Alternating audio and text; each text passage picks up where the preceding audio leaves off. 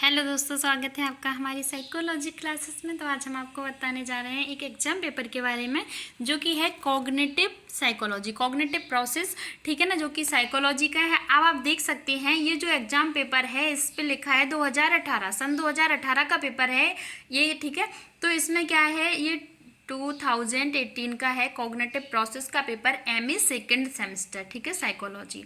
तो ये जो साइकोलॉजी के स्टूडेंट है उनका पेपर है।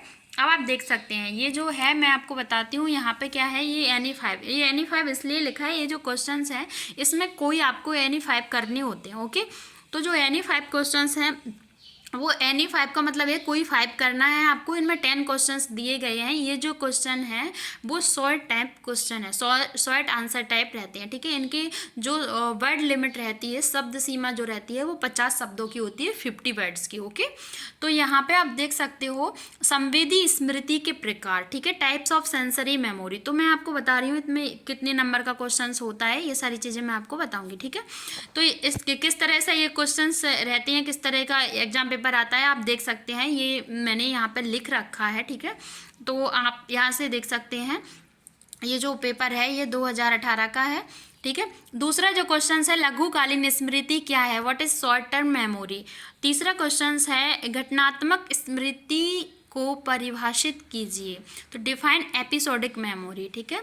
और चौथा जो क्वेश्चन है PDP उपागम से क्या समझते हैं, तो what do you understand by PDP approach, ठीक है। तो अप्रोच जो है, अप्रोच को उपागम बोलते हैं, ठीक है। यहाँ पे आप देख सकते हैं शब्दार्थ स्मृति का स्वरूप, जो फिफ्थ नंबर 5 नंबर का क्वेश्चन है वो है शब्दार्थ स्मृति का स्वरूप।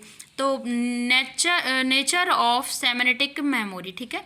तो यहाँ पे नेक्स्ट क्वेश्चन है वो स्मृति जाल संरचना मॉडल क्या है, what is network model of memory, okay.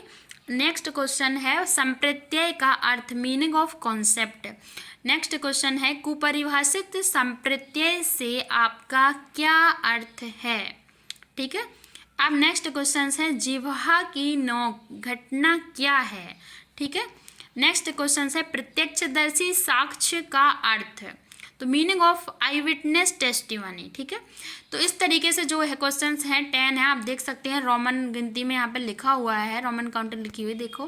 तो यहाँ 10 तक हो गया है, ठीक है। 10 तक में ये है कि जो 10 क्वेश्चंस लिखे हैं इनमें से आपको कोई NE5 है, NE5 करना कंपलसरी होता है, ओके। लेकिन क्या है कि ये तो इसमें आपको एक अच्छा विकल्प मिल जाता है, एक अच्छा ऑप्शन है, ये समझ लें आपके लिए कि अगर आपको ये जो 10 क्वेश्चंस रहते हैं इनमें से आपको कोई NE5 कर सकते हो आप, कोई भी, ठीक है ना। तो NE5 करने होते हैं तो आप इनमें से कोई भी कर सकते हो। लेकिन कभी कभी क्या होता है कि जो एग्जाम पेपर है, जैसे अभी हम आपको नेक्स्ट जो लॉन्ग टाइप आंसर होते क्वेश्चंस हैं तो उनमें लॉन्ग आंसर टाइप क्वेश्चंस हैं उनमें मैं आपको दिखाऊंगी कि किस तरीके से पूछ लिए जाते हैं। कभी कभी क्या है, जैसे मान के चलो संवेदी स्मृति के प्रकार, ठीक है। तो यहाँ पे इन्होंने पूछ लिया संवेदी स्मृति के प्रकार बताइए, ठीक है। अब ये अथवा बीच में लिखेंगे, अथवा या और, अथवा या और में जो क्वेश्चन मान को चलो इन्होंने ये लिख दिया लघुकालीन स्मृति क्या है, ओके। तो जब इन्होंने ये 2 क्वेश्चंस दिए आपको अथवा में तो ये कंपलसरी होता है करना, ठीक है।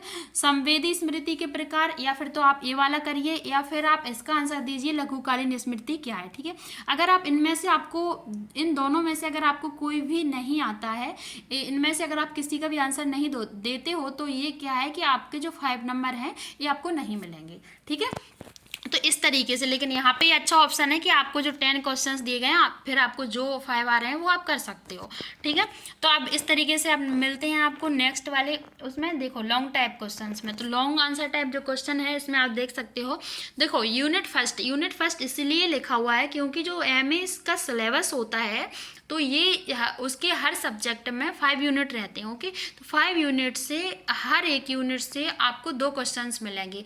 मतलब कि एक तो आपको अथवा में मिलेगा, अथवा में करके जो देते हैं तो ये समझ लो 4 मिलेंगे। मतलब जो लॉन्ग आंसर टाइप है उसमें 2, एक अथवा में करने को, ठीक है ना। तो करना आपको एक ही होता है, मतलब ये है एक तो आपको 12 नंबर का करना होगा, 12 नंबर का एक करना कंपलसरी होता है और एक 5 नंबर का करना कंपलसरी होता है, ठीक है। तो अगर आप ये नहीं करते हो तो आपके जो नंबर है वो आपको नहीं मिलेंगे, ओके। तो इस तरीके से आप देख सकते हो। तो यहाँ पे देखो लघुकालिक स्मृति का स्वरूप एवं विशेषताओं को स्पष्ट कीजिए। अब इसके जो अथवा, देखो अथवा जो शब्द लिखा हुआ है इसके इस अथवा के बाद कोष्टक में ओ आर करके लिखा रहता है, जो इंग्लिश मीडियम के बच्चे रहते हैं तो वो इसलिए ओ आर का मतलब, तो अथवा का और इसका और का मतलब ये होता है कि आप जैसे ये क्वेश्चन दिया गया है, दीर्घकालिक स्मृति की विशेषताओं और प्रकारों को वर्णित कीजिए, ठीक है। तो इनमें से आप कोई सा भी एक क्वेश्चन कर सकते हैं, ये होता है इसका मतलब, ठीक है। तो इसी तरीके से जो है वहाँ पे भी दे देते हैं वो, जैसे कि वहाँ पे वो दे देते हैं जो शॉर्ट आंसर टाइप क्वेश्चंस रहते हैं, वहाँ पे भी इस तरीके से दे देते हैं। मान के चलो जैसे इन दोनों में से आपको दोनों आ रहे हैं, ठीक है, और फिर आपको, लेकिन आपको करना तो एक ही है ना, तो आप एक ही करोगे। इसी तरीके से जो शॉर्ट टाइप थे, मान के चलो वो 10 में से आपको कोई भी 5 आ रहे हैं, कोई भी कर सकते हो। और अगर आपको ऐसे अथवा में दिया गया और अगर 2 में से कोई भी नहीं आ रहा है, तो फिर आपके वो नंबर नहीं मिलेंगे, ये लॉस हो जाता है, ठीक है, इस तरीके क्वेश्चन में। लेकिन वहाँ पे आपको वो वाला जो है प्रॉफिट मिल जाता है, ठीक है। तो इस तरीके से आप यहाँ पे देख सकते हो, जो यूनिट 2 है, यूनिट 2 का क्वेश्चन है, स्मृति के संरचना मॉडल की विवेचना कीजिए। तो स्मृति के संरचना मॉडल की विवेचना कीजिए, इन्होंने ये जो क्वेश्चन है यूनिट 2 से पूछा है, ठीक है, इकाई 2 से। तो इसमें अथवा में लिखा है टुलविंग के स्मृति मॉडल को वर्णित कीजिए, describe Tulving models of memory, okay. तो यहाँ पे जो अथवा दिया गया है, यहाँ पे आपको कोई एक करना कंपलसरी है, ठीक है। ये जो कितने नंबर का होता है, ये 12 नंबर का होता है, और जो शॉर्ट टाइप था वो 5 नंबर का होता है, एक क्वेश्चन, ठीक है। तो अब आप यहाँ पे देखिए, अब यहाँ पे भी दिया गया है, तो यहाँ पे भी बताएंगे। देखो, जो यूनिट 3 का क्वेश्चन है वो है शब्दार्थ स्मृति का अर्थ और विशेषताओं को स्पष्ट कीजिए, ठीक है। तो यहाँ पे जो अथवा दिया गया है, अथवा में फिर दिया गया है, देखो, शब्दार्थ स्मृति के जाल संरचना मॉडल का विश्लेषण कीजिए, ठीक है। तो इस तरीके से जो यहाँ पे दिया गया है, तो अब यहाँ पे आप देख सकते हैं, यहाँ पे analyse network model of semantic memory, ठीक है। अब आप देख सकते हैं, आप नेक्स्ट जो है इकाई 4, ठीक है, यूनिट 4 का जो क्वेश्चन है मैं आपको दिखाती हूँ। देखो, यहाँ पे जो सुपरिभाषित संप्रत्यय की विशेषताएं एवं निर्माण नियमों को वर्णित कीजिए, ठीक है ना। यहाँ पे क्या लिखा है, सुपरिभाषित संप्रत्यय की विशेषताएं एवं सुपरिभाषित संप्रत्यय की विशेषताएं एवं निर्माण नियमों को वर्णित कीजिए, ओके। तो यहाँ पे क्या है, describe the features and rules of well defined concept formation, ठीक है। तो यहाँ पे वेल डिफाइंड कंसेप्ट फॉर्मेशन, और नेक्स्ट जो दिया गया है अथवा में करके वो है संप्रत्यय निर्माण के मॉडल्स को संक्षेप में समझाइए, ठीक है ना, संक्षेप में समझाइए मतलब शॉर्ट में, ओके। तो explain the models of concept formation in short, ठीक है। जो नेक्स्ट है, लास्ट क्वेश्चन है, यूनिट 5 का है, आप देख सकते हो यहाँ पे स्मृति संवर्धन मतलब सुधार, ठीक है। स्मृति संवर्धन की प्रविधियों का उदाहरण सहित वर्णित कीजिए, ठीक है ना। तो यहाँ पे आप देख सकते हैं, स्मृति संवर्धन की प्रविधियों को उदाहरण सहित वर्णित कीजिए, ठीक है। तो describe the techniques of memory improvement with examples. अथवा में दिया गया है, निम्नलिखित पर टिप्पणी लिखिए, मतलब जो ए और बी करके पॉइंट दिए गए, मनोदशा एवं स्मृति के संबंध में स्कीमा, इन दोनों को आपको डिफाइन करना है। तो देखो यहाँ पे लिखा है, write short note on the following. A करके दिया गया है मूड एंड मेमोरी, और बी करके जो दिया गया है वो schema in relation to memory, ठीक है। तो इस तरीके से आपको जो है क्वेश्चंस मिलते हैं। अब यहाँ पे आप एक चीज़ समझ लीजिएगा, जो आपके लॉन्ग आंसर टाइप क्वेश्चंस रहते हैं, ठीक है, उनका क्या है, जो एक क्वेश्चन है वो आपका 12 नंबर का रहेगा, और जो आपका शॉर्ट टाइप क्वेश्चंस है वो आपका 5 नंबर का रहेगा, ठीक है। तो जो 5 नंबर का वो क्वेश्चंस रहता है, उन 10 में से कोई 5 करने होते हैं, मतलब 25 का वो हो जाता है आपका, और इधर आपके भी 5 क्वेश्चंस रहते हैं, लेकिन आपको यहाँ पे हर एक क्वेश्चन के अथवा में आपको एक क्वेश्चन दूसरा दिया जाता है, ठीक है। तो लेकिन आपको करना तो 5 ही है ना, ठीक है। तो अथवा का मतलब ये अथवा में दिया गया है, उनमें से आपको कोई एक करना कंपलसरी होता है।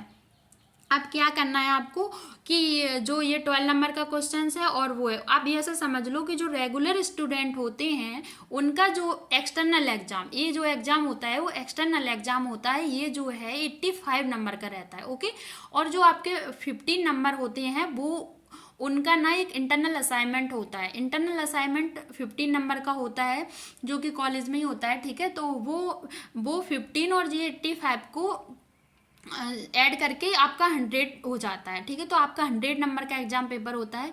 अब ऐसे समझ लीजिए, कभी कभी कुछ लोगों में ये भी कन्फ्यूज़न होती है, जो एग्जाम पेपर होता है उसमें ना जैसे 5 को लिख के ऑब्लिक करके 6 लिखा होता है, तो ये समझ में नहीं आता है ये 5 और 6 क्यों लिखा है, तो वो इसलिए लिखा रहता है। और इधर लॉन्ग आंसर टाइप जो क्वेश्चन होते हैं उसमें 12 का करके ऑब्लिक करके और 14 लिखे होते हैं, ठीक है।